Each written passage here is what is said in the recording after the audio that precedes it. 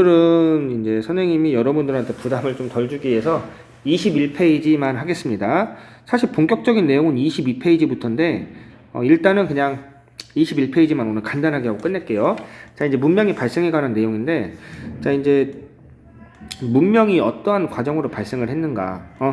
자, 그래서 여기 보면은 우리가 다음 시간에 이제 배울 내용이지만, 여기 메소포타미아 문명, 이집트 문명, 인도 문명, 중국 문명, 이렇게 문명이라는 거를 대표하는 이제 4가지 4대 문명이 있는데, 대표적인 4대 문명이 있어요. 대표적인 4대 문명. 이 4대 문명이 대체적으로 탄생하는 어떠한 과정이 비슷했습니다. 탄생하는 과정이 되게 보편적으로 비슷했는데, 자, 그러면은 이러한 문명들이 어떠한 과정으로 탄생을 하는가, 선생님하고 교과서를 보면서 내용을 한번 볼게요. 자, 사람들은 농사를 짓기 시작하면서 큰 강 유역에 모여 살았다. 여러분, 농사라는 거는 이제 처음으로 시작된 게 신석기 시대부터였다고 했죠. 자, 그래서 신석기 시대부터 농사가 시작이 되었고, 그리고 이러한 농사는 주로 큰 강 유역에서 많이 지어졌대요. 대체로 강 유역에서 농사가 많이 지어졌는데, 왜냐하면 강 유역의 땅이 기름지고 영양가가 많은 땅이었대요. 기름지고 영양가가 많은 땅이라 뭐 이게 무슨 원리인지는 선생님도 사실은 잘 이해를 못했는데, 뭐 이렇게 물이 흐르잖아요. 물이 흐르면은 흙도 같이 흐르잖아요. 물이 흐르면서 흙과 돌도 같이 내려오고, 그래서 강의 어떤 특정 주변 지역에 상당히 영양가가 많은 흙들이 모인대요. 예. 그래서 강물이 흐르고, 단순히 물만 흐르는 게 아니라 뭐 흙, 돌, 그런 것들이 다 흐르잖아요. 예. 자, 그래서 흙과 돌도 계속 같이 흐르는데, 어떤 강의 특정 지역에 이 기름지고 영양분이 많은 흙이 모이는 지역이 있대요. 강의 어떤 특정 지역에. 자, 그래서 사람들은 농사를 조금 더 효율적으로 짓기 위해서 그러한 영양가와 기름지고 영양가가 많은 흙이 있는 그러한 큰 강 유역의 특정 지역에 모여 살았다. 여기 그래서 나와 있죠. 큰 강 유역은 기름진 평야가 넓게 펼쳐져 있고, 물도 풍부하여 농사를 짓기에 유리하였다. 일단은 기름진 땅이 많았다는 거예요. 기름진 땅. 이 강의 특정 지역에 보면은 이 기름진 땅이 이렇게 모여 있는 곳이 있어요. 예. 강물이 이렇게 이게 큰 강이라고 한다면 강물이 이렇게 쭉 흐르는데, 뭐 이런 특정 지역에 이 기름진 흙들이 이렇게 모인단 말이에요. 기름진 흙들이. 이러한 특정 이렇게 주변 지역에 기름진 흙들이. 자, 그래서 이러한 지역에 이제 사람들이 많이 모였고요. 자, 그리고 농사를 짓기 위해서는 물이 필요한데, 물도 풍부해서 농사를 짓기에 유리했다. 그렇게 어려운 내용 아니에요, 지금까지는. 자, 사람들이 이제 농사를 통해서 당시 식량을 보충했으니까, 물론 뭐 사냥 같은 것도 했지만, 이제 주로 농사를 통해서 식량을 보충했겠죠. 자, 농사를 짓기 위해서 큰 강 유역에 모여 살았고, 뭐 강은 뭐 땅도 기름지고 물도 풍부해서 농사를 짓기 유리하였다. 자, 근데 홍수가 나거나 가뭄이 들면은 이 강 주변에 홍수가 또 많이 나잖아요. 우리가 지금은 이제 댐도 많이 지어지고, 이 댐이라는 게 홍수를 막아주잖아요. 그래서 지금은 그러한 관계시설, 뭐 댐이라든가 수로 같은 게 잘 되어 있어서 이렇게 홍수가 없는데, 과거에는 이제 이런 게 많이 없었으니까, 댐이나 그런 수로 같은 게 많이 없었으니까 홍수가 잘 났겠죠. 자, 그래서 홍수가 나거나 가뭄이 들면 농사를 짓기 어려워 둑을 쌓고 관계수로를 만들어야 했다. 자, 그러면 홍수나 가뭄에 대비하기 위해서 둑을 쌓고, 이 댐이나 둑을 바로 관계수로라고 합니다. 관계수로. 자, 그래서 예를 들면은 비가 많이 올 때는 이 큰 뚝이나 댐에서 거기다 이제 큰 바가지 같은 거라고 생각하면 돼요. 큰 바가지 같은 거. 이 마을에 하나의 큰 바가지를 만들어요. 자, 그래서 거기다가 대량의 비가 오면은, 만약에 그런 큰 바가지가 없는데 비가 많이 온다? 그러면은 그 많이 내리는 비가 마을을 휩쓸겠죠. 근데 마을에 큰 바가지, 엄청나게 큰 뚝을 만들어서 거기에 이제 비가 내리면 많이 내리는 비를 큰 댐을 쌓아서, 이렇게 큰 댐을 쌓아서 비가 내리면은 그 비가 이렇게 저장이 되겠죠. 이 빗물을 이렇게 큰 댐에 저장을 하고 그리고 이제 농사 지을 때 예를 들면은 가뭄이 져가지고 물이 없다? 그러면은 여기 이제 문이 있어요. 이 댐에 문이 있어요. 이 댐의 문을 살짝 열어가지고 물을 이제 밭으로 공급해 주는 거죠. 이 물들을. 자, 그래서 이 댐을 만들어 가지고 홍수를 방지해 주는 역할도 하고 그리고 가뭄에 대비해서 물을 공급해 주는 역할을 하기도 하고요. 물을 저장했다가. 자, 그리고 이제 어찌됐든 간에 근데 이러한 큰 뚝을 만들려면 뭐 한두 사람 가지고는 안 되겠죠. 한 몇천 명의 사람이 필요했기 때문에 여러 부족의 통합이 이루어졌다. 그래서 이 농사를 짓고 그 농사를 짓는데 홍수나 가뭄을 방지하기 위해서 어떠한 그 뚝을 만들고 댐을 쌓는 그런 관계시설, 관계수로를 만드는 과정에서 많은 사람의 협력이 필요했기 때문에 부족 간의 통합이 이루어졌고 이러한 통합이 이루어지면서 이러한 수많은 부족들 간의 어떠한 집단들 간의 이렇게 집단들 간의 통합이 이루어지면서 그 하나의 도시국가가 탄생하게 되었죠. 이렇게 적지 말고 수많은 부족들, 이러한 수많은 부족들이 모여서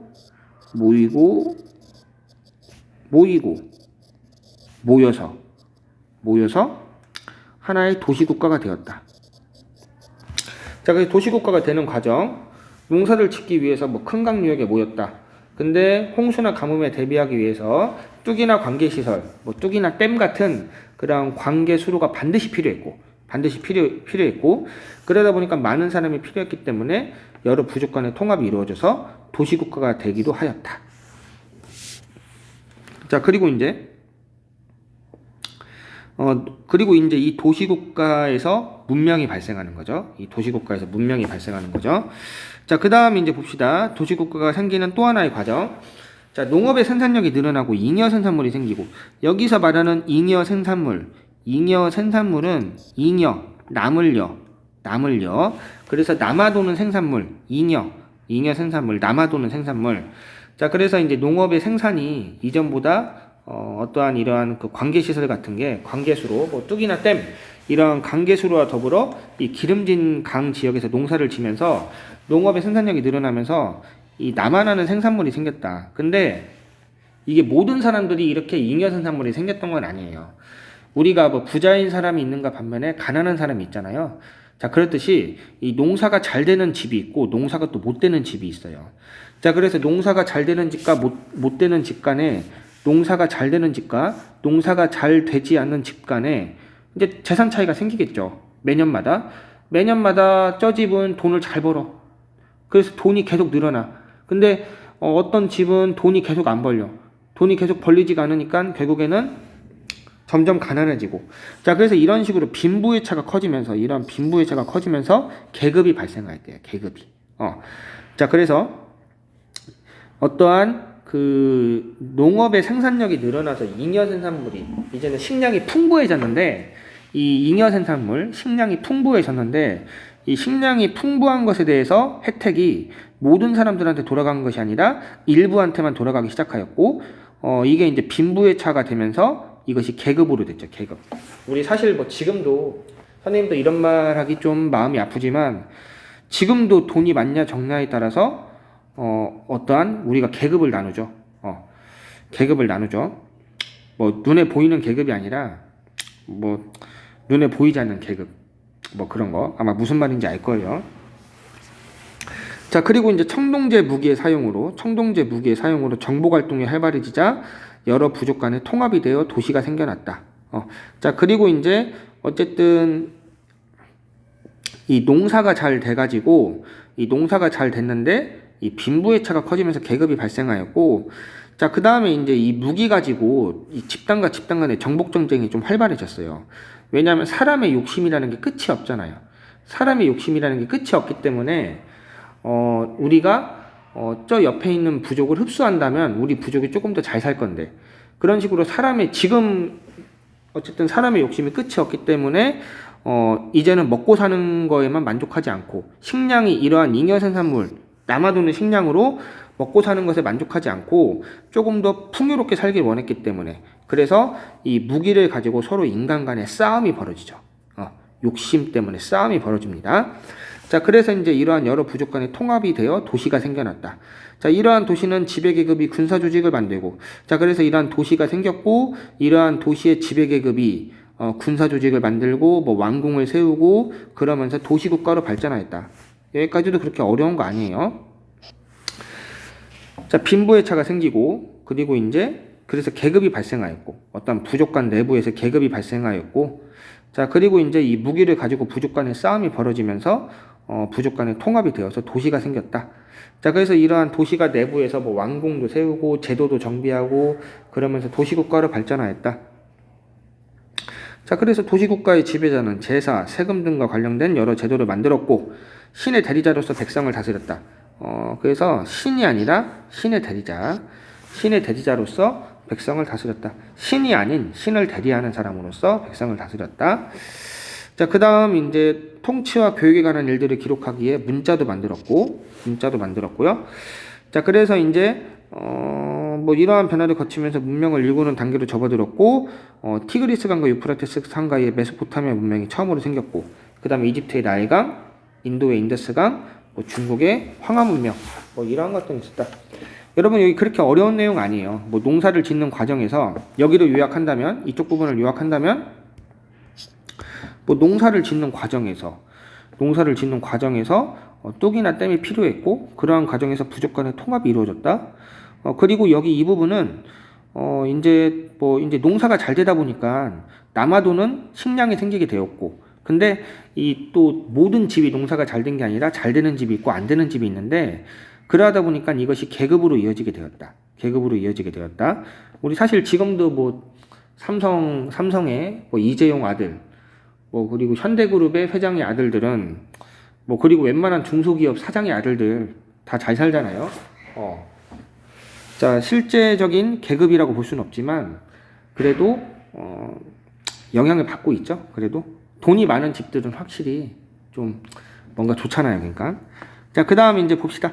자, 그리고 이제 여기 이제 더 본다면, 자, 그리고 이제 뭐 이렇게 잉여생산물이 생기고 계급이 발생하였고, 자, 그래서 이제 또 사람의 욕심이 끝이 없다 보니까 이제 먹고 사는 거를 넘어서 풍요롭게 살고 싶고 더 잘 살고 싶고, 그래서 이제 무기로 서로 싸우기까지 한다.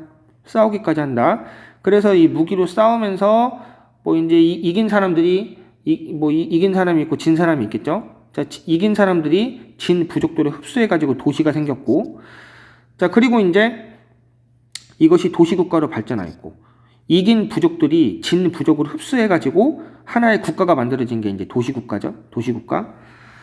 자, 그래서 어쨌든 이 부족 간의 통합이 되면서 도시국가라는 게 등장을 했다는 거예요. 한마디로 말하면. 자, 그래서 이제 부족 간의 통합이 되면서 도시국가라는 게 발생했고, 자, 이 도시국가에서는 나름대로 여러 가지 제도를 만들었다. 제사, 뭐 세금, 여러 관련 제도를 만들었고, 자, 그 다음에 어떠한 뭐 제도 정비, 교역 그런 것 등을 기록하기 위해서 문자를 만들었다. 그래서 메소포타미아 지역의 메소포타미아 문명, 그 다음에 이집트의 나일강, 인도의 인더스강, 중국의 황하강 문명 발생하였다. 자, 여기는 뭐 그냥 이렇게 보면 되는 내용이고, 이제 사실 그 다음부터 중요한 내용인데, 자, 그 다음 내용은 우리가 다음 시간부터 하도록 합시다. 자, 오늘 고생했습니다.